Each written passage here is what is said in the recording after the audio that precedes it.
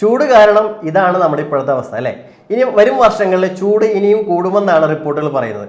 ചൂട് ഇത്രയും കൂടാനുള്ള കാരണം എന്താ? ഗ്ലോബൽ വാർമിംഗ് എന്ന് പറയുന്ന ഒരു പ്രതിഭാസമാണ് അതിന് കാരണം.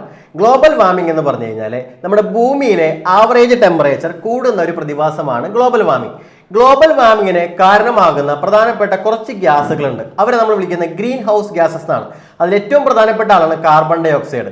നമ്മൾ ഈ വണ്ടികളിൽ നിന്നൊക്കെ പൊല്യൂഷന്റെ കാരണമായിട്ട് പുറത്തു വരുന്ന ഒരു ഗ്യാസാണ് കാർബൺ ഡൈ ഓക്സൈഡ്. 55% ഗ്ലോബൽ വാർമിങ്ങിൽ കാർബൺ ഡൈ ഓക്സൈഡുള്ള പങ്ക്.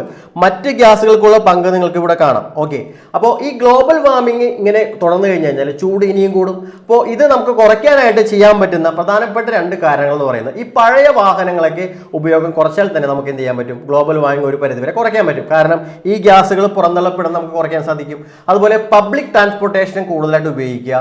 അതുപോലെ തന്നെ ഏറ്റവും പ്രധാനപ്പെട്ട കാര്യം പ്ലാന്റ്സിന് ഫോട്ടോസിന്തസിസിന് കാർബൺ ഡൈ ഓക്സൈഡ് വലിച്ചെടുത്ത് ഓക്സിജനെ പുറത്തേക്ക് വിടുന്നുണ്ട് അല്ലേ. അപ്പോൾ പ്ലാന്റ്സ് ഒരുപാട് നമ്മൾ എന്ത് ചെയ്യുക? നട്ടുപിടിപ്പിക്കാൻ ശ്രമിക്കുക. മരങ്ങൾ വെട്ടി മാറ്റുന്നത് ഒഴിവാക്കാൻ ശ്രമിക്കുക.